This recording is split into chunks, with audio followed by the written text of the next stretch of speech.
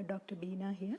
Today's topic is lipid profile and dyslipidemias. So you know what are the lipid profile and the various fractions of lipids in the plasma. It is known as the lipid profile.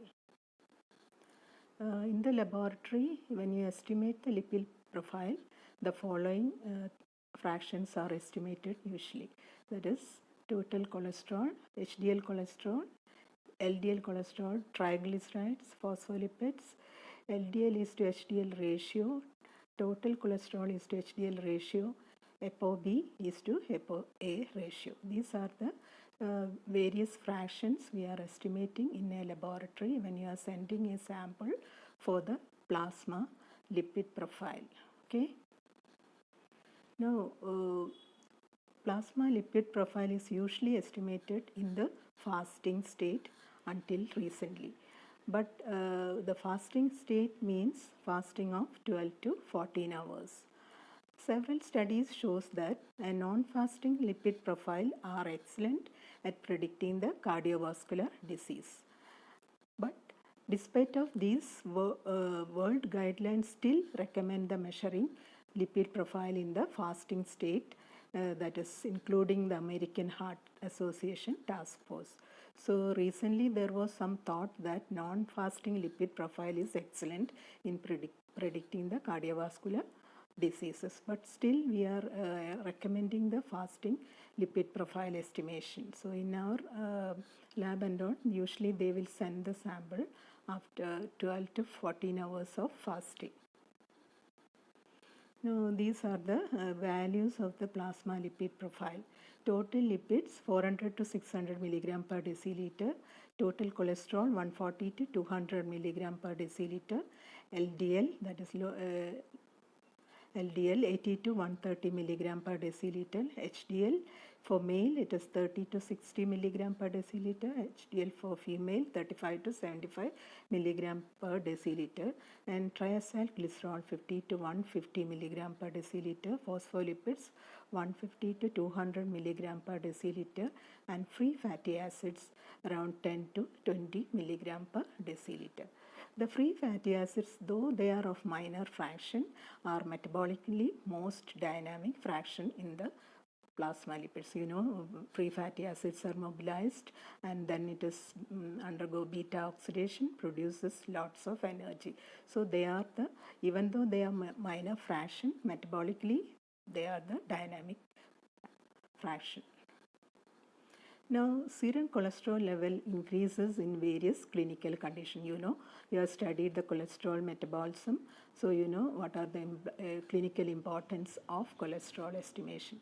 So, the conditions are diabetes mellitus, where the acetyl coenzyme is increased and more molecules is forming the cholesterol. So there is increased lipolysis and free fatty acids are mobilized that will convert to acetyl coenzyme, and that is usually diverted for the production of cholesterol. Then obstructive jaundice, there is cholesterol excretion through bile is blocked. You know, you have not studied obstructive jaundice, but still you know what is obstructive jaundice. There is an obstruction to the passage of bile. So the cholesterol is usually excreted as bile acid. So when there is obstruction, it is excretion is not proper. So the level is increased. Then hypothyroidism, where the LDL receptors on the liver cells are decreased, so excretion of cholesterol is increased. So you know what are the HDL, LDL, etc. Then you might have studied lipoprotein metabolism. And HDL receptors are there in the liver cell. It is decreased in hypothyroidism. So excretion of this cholesterol after from the cells taken to the liver where it is converted to bile acid, that is not taking properly, so the excretion is decreased, so the level of the cholesterol increases. Then the nephrotic syndrome, that is a renal disease where the albumin is lost and the compensatory increase of globulin and lipoproteins occur, so there will be elevation of the lipoprotein fraction and the cholesterol may be increased. Then there is conditions called hyperlipoproteinemias. They are primary type, and that will be dealt in details in this class itself. So some of the important causes where the cholesterol increase is this: diabetes mellitus, obstructive jaundice, hypothyroidism, nephrotic syndrome, and familial hyperlipoproteinemias. Okay. Now, what are the indications to check the lipid profile? Usually, when will you check the lipid profile? Suspected cardiovascular disease, coronary artery disease, and peripheral vascular diseases. And then all patients with diabetes mellitus, at least once in 6 months, they should check the lipid profile, because lipid metabolism usually deranged in diabetes mellitus. Then diseases of thyroid, liver, and kidney, where lipid metabolism again get affected. So all these conditions: thyroid disease, liver disease, and kidney disease, renal disorders, you have to check the lipid profile. Then all persons above 40 years should check once in a year. That is for the proper health checkup. Usually after 40 there will be some alteration in the lipid metabolism, so we have to check the lipid profile. Now, there are two types of dyslipoproteinemias, disorders of the lipoprotein metabolism. That is hypolipoproteinemia, where the lipoprotein fractions are decreased, and the hyperlipoproteinemias. Now, what are the clinical significance? That is, dyslipoproteinemias are primary or secondary. Primary is always inherited disorders of the lipoproteins. Then secondary, usually associated with other disorders like diabetes, nephrotic syndrome, hypothyroidism, etc. So, primary disorders of the plasma lipoproteins are always inherited, and it may be either hypo or hyperlipoproteinemias, and all primary type are due to defect in a stage in the lipoprotein formation. Secondary types are seen in conditions as the diabetes, hypothyroidism, nephrotic syndrome, atherosclerosis, etc., as we have already mentioned. Now, again, there is hypo and hyperlipoprotein. Hyperlipoproteinemias are related to increased lipoprotein production. That is, formation of lipoproteins are increased, and or abnormal intravascular processing. There may be abnormal intravascular processing of these lipoproteins, or there is defective cellular uptake of the lipoprotein. So, any of these three conditions may produce hyperlipoproteinemias, either an increased production, abnormal intravascular processing, and defective cellular uptake. Now we'll pass on to the hypolipoproteinemias. Hypo means decreased level. First variety is the A beta lipoproteinemia. A beta means beta lipoprotein fractions are decreased. Liver and intestines are unable to synthesize ApoB containing lipoproteins. You know, ApoB containing lipoproteins are VLDL, LDL, chylomicrons, etc. So, liver and intestines are unable to synthesize the ApoB containing lipoproteins. So, no detectable levels of LDL, VLDL, and chylomicrons are seen in the plasma. So, the condition may present as serum cholesterol and triacylglycerol is very low. Beta lipoproteins, that is LDL, is usually absent because beta lipoproteins are absent. Fat soluble vitamins are not absorbed. These are required for the absorption of fat soluble vitamins. So, if the lipoproteins are not there, fat soluble vitamins are not absorbed, then there will be mental and physical retardation, both mental and physical.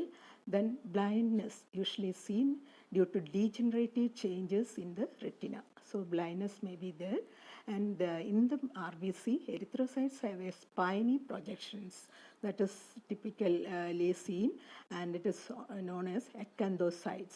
So there is a spiny projection for the RBC when you are looking in through the microscope.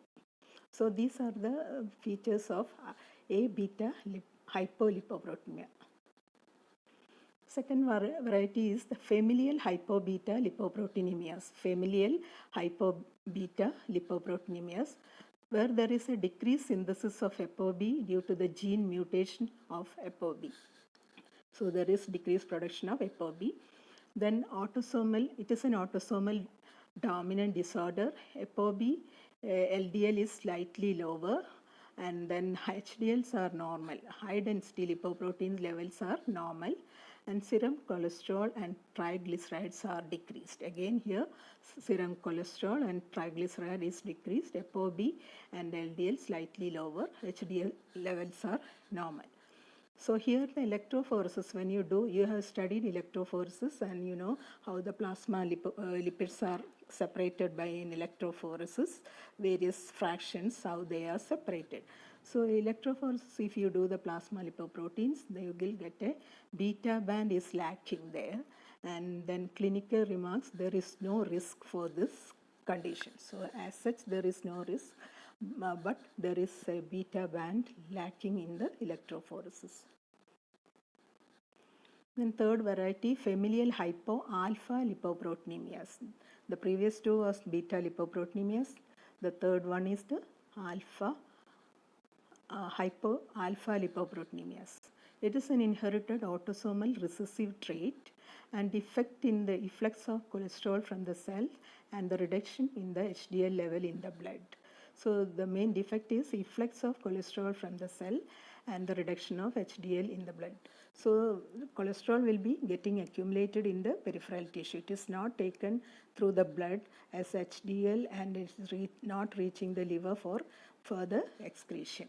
Due to the defect, it may be due to the defect of ABC protein, that is ATP binding acetate transporter 1 protein, which is involved in the transfer of cholesterol from the cells to the HDL. You might have studied what is the role of ATP, ABC protein or ATP binding acetate transporter 1 protein, which is used for the transfer of cholesterol from the peripheral cells to the HDL, and finally it is reaching to the liver where it is further catabolized. So the HDL production is low and the impaired, that is due to the impaired reverse transport of cholesterol. HDL production is low. Cholesterol esters accumulated in the liver, spleen, tonsil, lymph nodes. So in this condition, all the peripheral tissues, cholesterol esters get deposited and the patients develop neuropathy, hepatosplenomegaly and the lymphadenopathy. So all these peripheral area, the cholesterol esters get deposited, so they may produce neuropathy, hepatosplenomegaly and the lymphadenopathy. So one type of this alpha hypolipoproteinemia is the Tanker's disease, where the orange discoloration of the tonsil is seen due to the deposition of cholesterol esters. It is seen in Tangiers Island in Africa, and it is due to the absence of ATP binding acetate transporter 1 protein, and plasma HDL is very low. Cholesterol esters accumulates in the tissues and it will produce fisheye disease. ApoA1 deficiency is there. Electrophoresis shows alpha band lacking. So in the electrophoresis, there is alpha band lacking is seen. So alpha band is not seen in the electrophoresis of plasma lipoproteins, and there is an increased risk of coronary artery diseases in these cases, because HDL cholesterol is very low and the cholesterol get accumulated in the peripheral tissues. So this is the picture of a fisheye disease. Pass on to the hyperlipidemia or hyperlipoproteinemias. Here most widely accepted classification is that of Donald's Fredrickson's classifications, where the cholesterol or triglyceride or both will be elevated in various types of hyperlipoproteinemias. So in this table you can see various types of various types of hyperlipoproteinemias by the Fredrickson's classifications.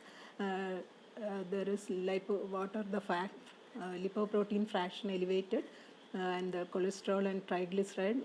What is the level of cholesterol and triglyceride? Appearance of plasma after 24 hours refrigeration, metabolic defects, features and management. So various classifications according to this given in this table. Type 1 is lipoprotein elevated will be the chylomicron, and the cholesterol normal, and the triglyceride is also increased, and there is a creamy layer over the clear plasma, and lipoprotein lipase deficiency is there, and ApoC2 deficiency is seen, which is the metabolic defect. Then features are eruptive xanthomas, hepatomegaly, and pain abdomen, and the management of course we'll discuss later. Then type 2A, the LDL fraction is the one which is elevated, cholesterol is increased, triglyceride is normal, and the plasma is clear, and the LDL receptor defect is seen in this condition where ApoB is elevated, and the features are atherosclerosis, coronary artery disease, and the tuberous xanthoma. And depending upon the features we'll discuss in the next slide. Then type 2B, the LDL and VLDL are elevated, and the cholesterol fraction is elevated, and the triglyceride also is elevated. There is slight cloudiness of the appearance of plasma after centrifugation. ApoB is also elevated. That is the major defect, metabolic defect is increase in the ApoB fraction, and it is there is corneal arcus, that is deposition of fat around the cornea. And then again type 3, there is broad beta VLDL, and the chylomicrons are the lipoprotein fraction elevated, cholesterol and the triglyceride is elevated, and the plasma is of cloudy in nature. Abnormal ApoE and ApoC2 is seen in this, and then the features are Palmer xanthoma, high incidence of vascular disease.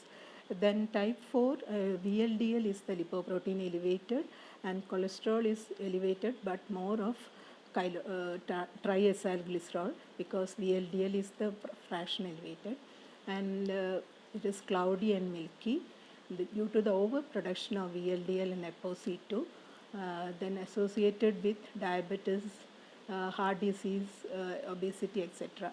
Then type 4 is VLDL and chylomicrons are elevated, and cholesterol is normal, and the triglyceride is very much increased because chylomicrons and VLDLs are elevated.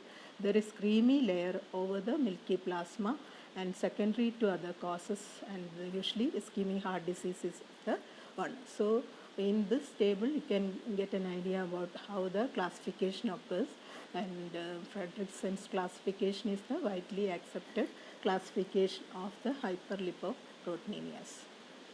So again, clinically they are classified the hyperlipoproteinemias as hypercholesterolemia, hypertriglyceridemia, and combined hyperlipidemia. So here the hypercholesterolemia occurs in type 2A classification of Fredrickson, where there is increased LDL. Then hypertriglyceridemia, where the type 1, 4 and 5 are included, and increased chylomicrons and VLDLs are seen. In combined hyperlipidemias, the type 2B and type 3 are included, and then increased VLDL and increased IDL is seen. So when will you call hyperlipidemias? That is when the triglyceride is above 150 milligram per deciliter, cholesterol more than 240 milligram per deciliter, LDL cholesterol above 160 milligram per deciliter, and HDL cholesterol less than 35 milligrams per deciliter. So if all these things are there, we can call that condition as hyperlipidemia.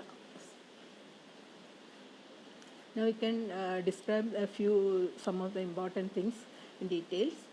Type 2A is also known as primary familial hypercholesterolemia.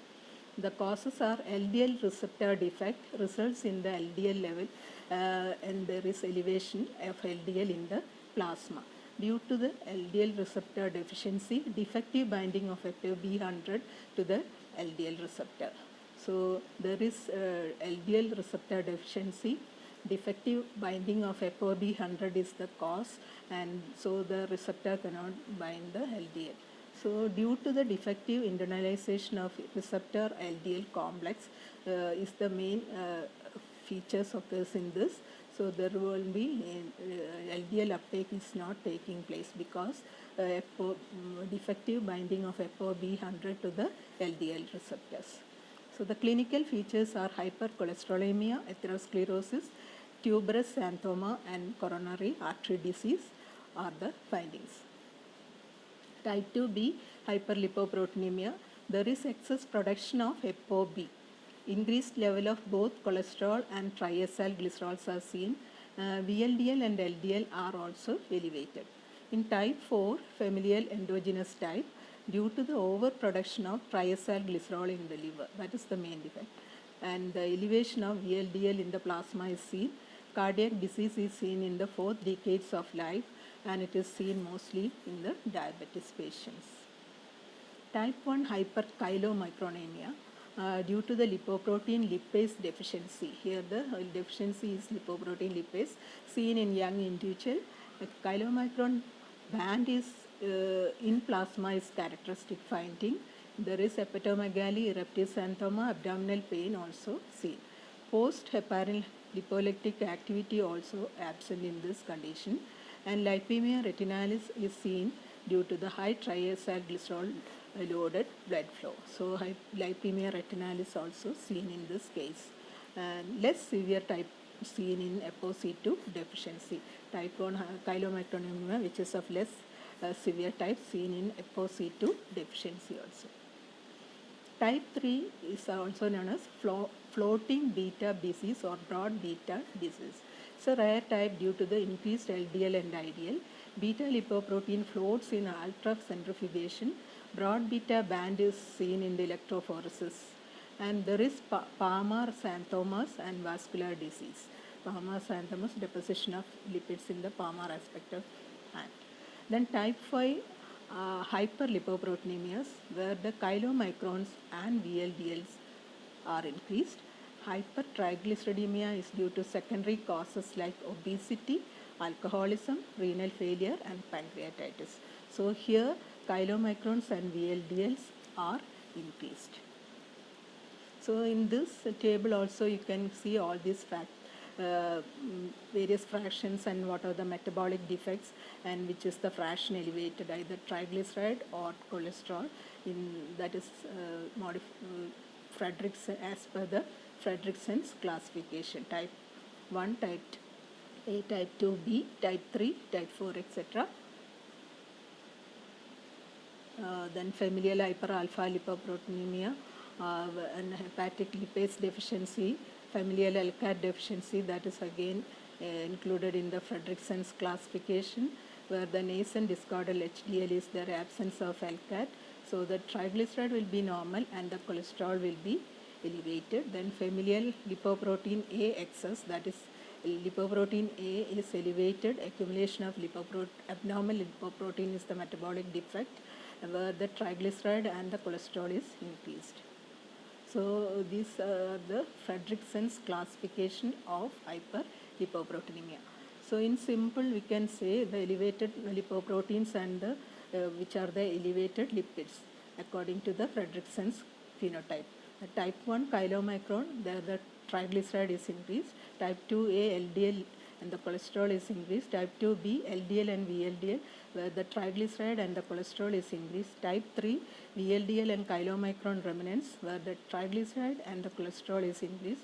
And type 4 VLDL, triglyceride is increased. Type 5 chylomicron and VLDL, where the triglycerides and cholesterol is increased. This is the simple way of remembering the various types of Fredrickson's classification and the elevated lipoprotein and the elevated lipids. Now, general characteristics of the hyperlipoproteinemia or clinical features. Elevation of plasma lipids are seen in all these conditions. Deposition of cholesterol on the arterial walls, that is called atherosclerosis. You have heard in myocardial infarction how the atherosclerosis occurs and occluded the vessels and producing infarcts. So that is the atherosclerosis, hardening of the arteries.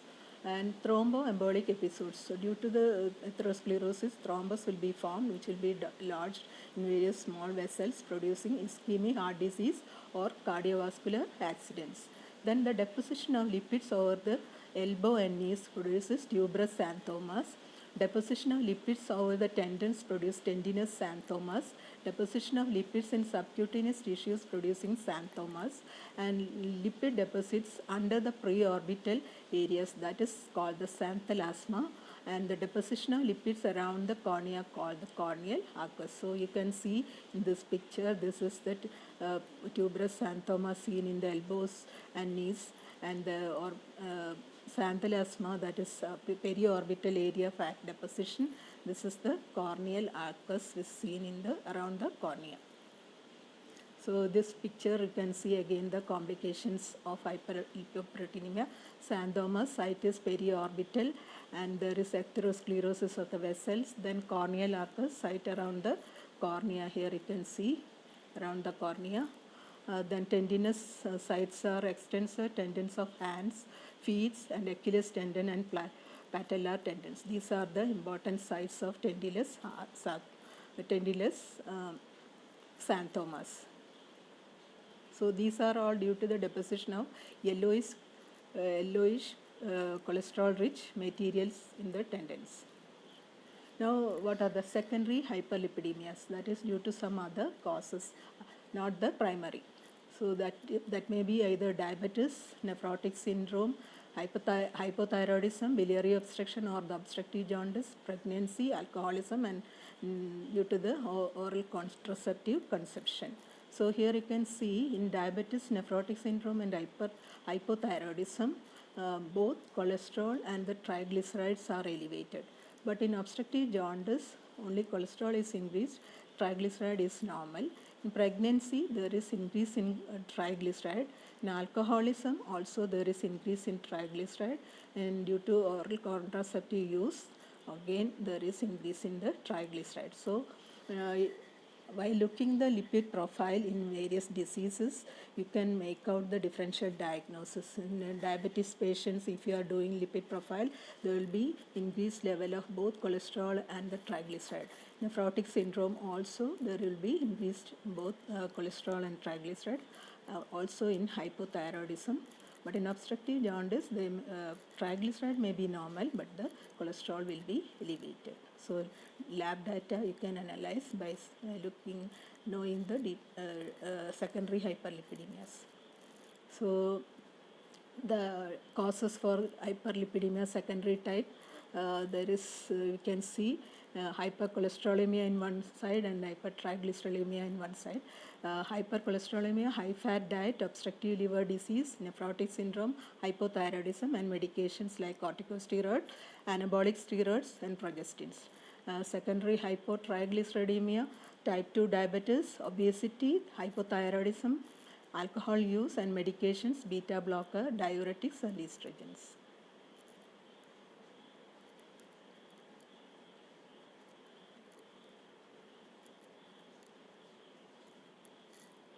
Then various causes, how it is occurred, disorders due to the disease that affects the circulating levels of lipids in the blood. Diabetes mellitus, there is decrease in insulin, so there is increased lipolysis in the adipose tissue and increased mobilization of free fatty acids in the liver.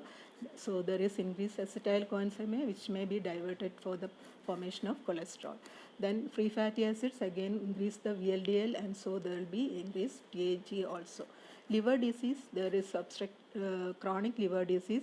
There is liver cannot catabolize the LDL, so increase LDL. In thyroid disease, the hypothyroidism, there is increased level of LDL. In hyperthyroidism, decreased level of LDL. Renal disorders, mainly in nephrotic syndrome, there is increased LDL, and in Cushing syndrome, due to increased glucocorticoids, there is increased VLDL and converted into LDL, and increased TAG is present. Now you can see the total and LDL cholesterol, how they affect they predict the risk of coronary artery disease according to the American Heart Foundation. So there are desirable level, borderline, and high risk level for all cholesterol, LDL, HDL, and TAG. So 200 is the desirable level of cholesterol, 200 to 240 is the borderline, above 240 is the high risk. LDL less than 130 is desirable. 130 to 160 is the borderline, and above 160 is the high risk. HDL more than 60 is desirable. 30 to 60 is borderline, and less than 35 is the high risk. So HDL, if it is less than 35, there is high risk. Then TAG less than 200 is desirable, 200 to 400 is borderline, and above 400 milligram per deciliter is of high risk. So noting this value, you can get an idea of whether it is of high risk patient or not.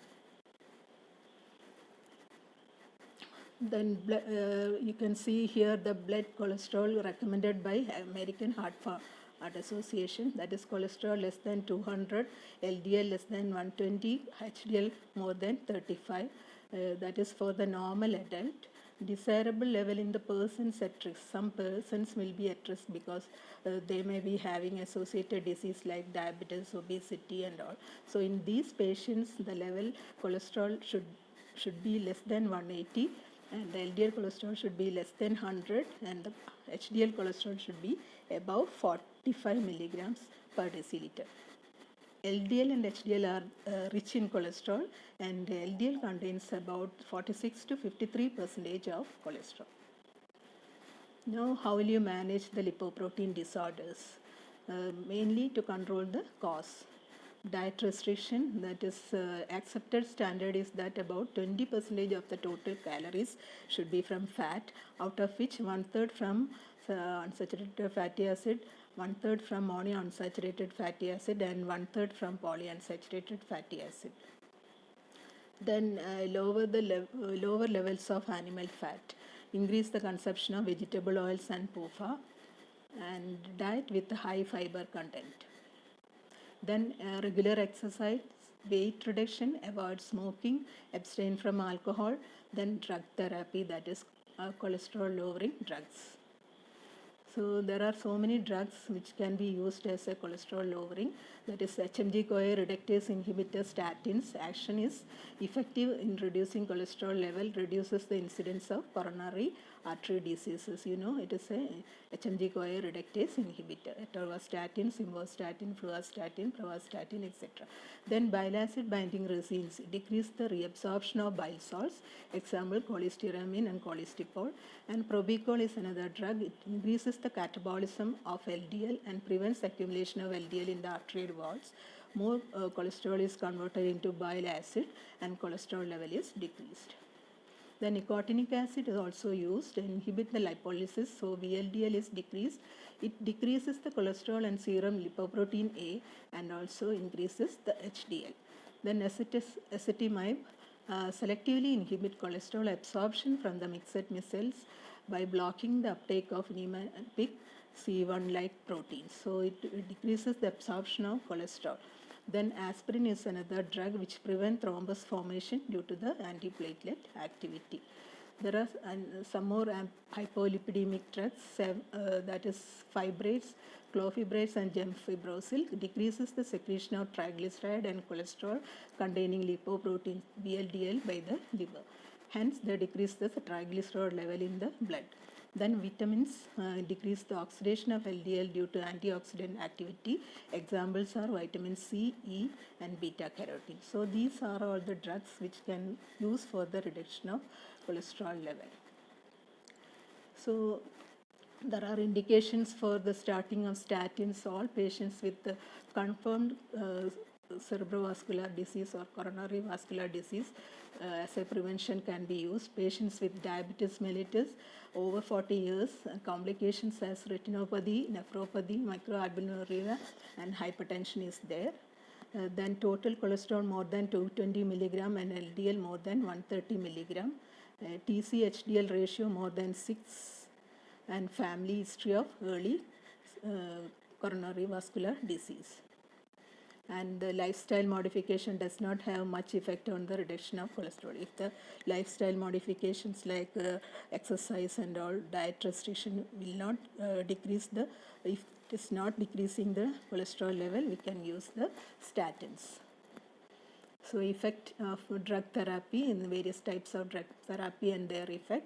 Statins can decrease the LDL by 35% and increases the HDL 10%, and fibrates decreases the LDL 15% and increases HDL 20%.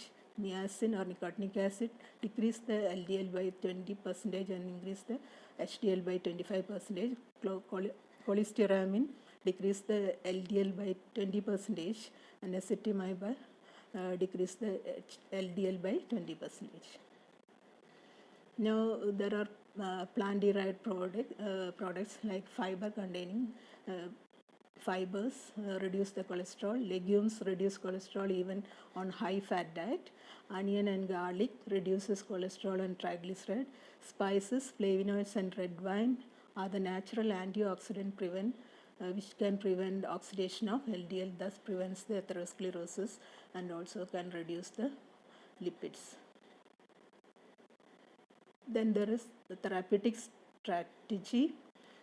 Identify the patient at risk, routine screening of serum cholesterol and assessment of contributing risk factors. First you have to do. Then non-pharmacological therapy, that is diet modification and lifestyle modification. And third one is the pharmacological therapy with the drugs. And if it is not controlled, then intervention, that is angioplasty or coronary and artery bypass graft can be done in some cases of atherosclerosis where the cholesterol levels are high. So that's all about the hyperlipidemias and lipoprotein or lipoprotein disorders and the lipid profile.